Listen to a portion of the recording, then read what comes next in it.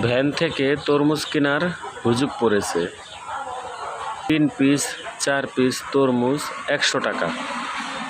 এখানে কেজির হিসাবে তরমুজ বিক্রি হয় না।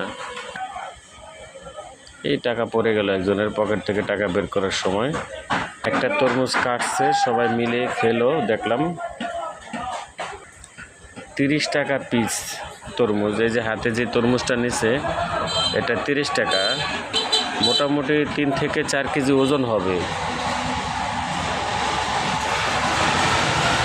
ওই আরেকজন নিছে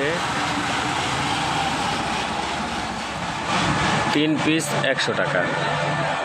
এ মুরব্বি, তরমুজ কত পিস বিক্রি করতেছেন?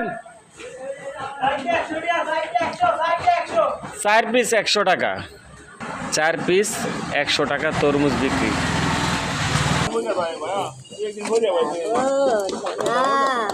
তরমুজ কেমনে বিক্রি করতেছেন?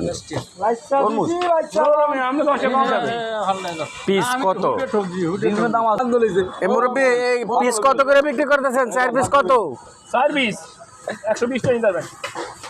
সবাই বলতেছে 4 পিস 100 টাকা। সবাই বলতেছে 4 পিস বলে 100। না রাখেন।